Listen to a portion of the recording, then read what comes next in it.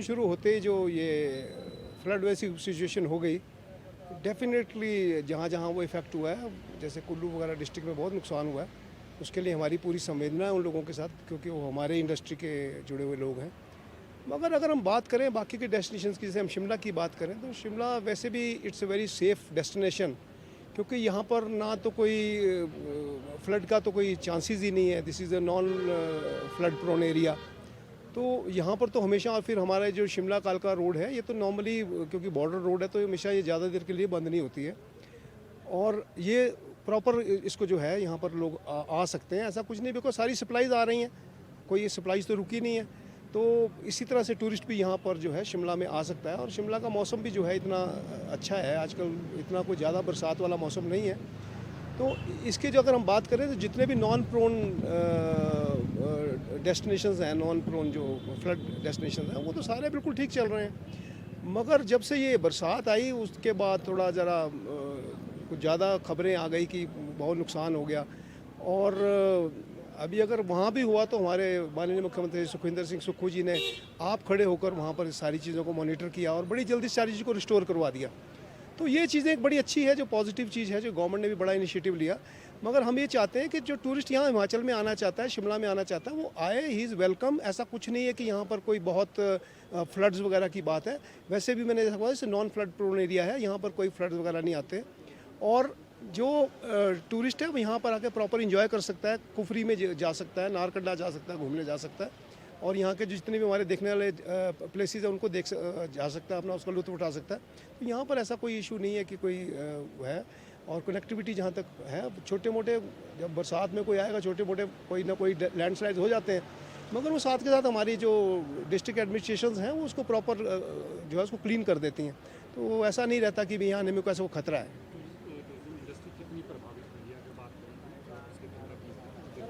देखिए, जब से ये न्यूज़ आई 6 तारीख को, ये सारा जो था रेड अलर्ट था और जो भी हुआ, 6 तारीख से लेके आज तक जो है ऑक्यूपेंसी 1 से 2% ऑक्यूपेंसी है होटल्स की। उसका यही कारण है कि वो लोगों को जो प्रॉपर इन्फॉर्मेशन नहीं मिल पा रही है। और मैंने अभी आग्रह भी किया है, डायरेक्टर टूरिज्म से भी आग्रह किया है, आज मैं इनको भी मिला हूँ, नरेश जी को भी, मैंने भी उनको आग्रह किया कि आप टूरिज्म डिपार्टमेंट की तरफ से एक डेली बेसिस पे एक बुलेटिन निकलनी चाहिए, जिसमें रोड कंडीशंस और टूरिस्टों को कहाँ कहाँ जा सकते हैं उसके बारे में एक प्रॉपर इन्फॉर्मेशन मिलती रहे, ताकि जो टूरिस्ट अपना प्लान करना चाहते हैं वो प्लान करें।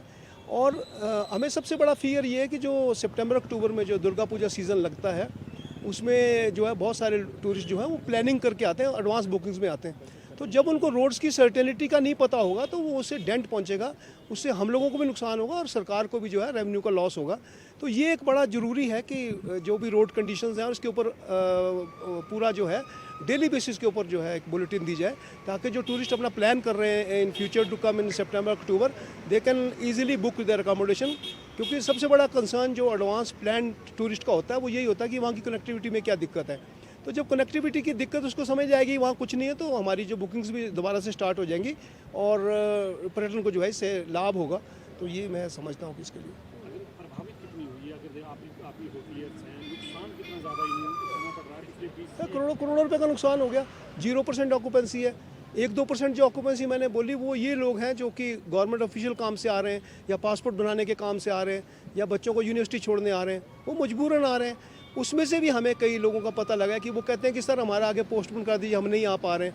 तो जो आना भी चाहता है वो भी थोड़ा सा ज़रा डरता है कि भाई पता नहीं क्या चीज़ है। तो हमें एक प्रॉपर इन्फॉर्मेशन, जैसे मैंने आपको बताया, इसको जो है उसकी जो हमारी जो हिमाचल टूरिज्म की जो साइट्स चलती हैं, जो फेसबुक पे चलती हैं, उसमें इनको ये बताना चाहिए, पब्लिसाइज करना चाहिए कि ऐसा कुछ नहीं है।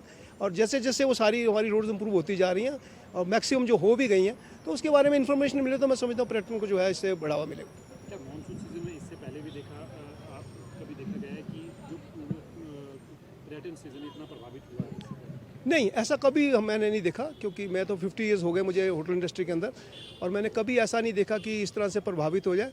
रेनी टाइम है, छोटा मोटा कोई छोटी मोटी लैंडस्लाइड होती रहती हैं, मगर ऐसा कभी नहीं हुआ कि ये 20 डेज़ के लिए ऑक्यूपेंसी ज़ीरो हो जाए। ये तो हमें वो पुरानी याद करा दी लॉकडाउन पीरियड की। जैसे लॉकडाउन में कोई नहीं आ रहा था, आज की डेट भी वही, अगर आप स्थिति देखें तो इसमें तो हमारा सारी सरकार का जो हिमाचल के जो इकॉनमी है उसका GDP का अराउंड 10% के करीब जो है टूरिज़्म से आता है। तो हम ये समझते हैं कि इसके ऊपर बड़ा सीरियसली हम लोगों को व्यू करना चाहिए और इसके अंदर जो है जल्द ब जल्द इसको रिवाइव किया जाए ताकि जो टूरिज़्म है वो दोबारा से रिवाइव हो जाए और टूरिस्ट यहाँ पर आएँ। हम तो यही कहते हैं यहाँ पर कोई ऐसी परेशानी नहीं है, बल्कि ज़्यादा बेटर मौसम होता है मानसून के अंदर।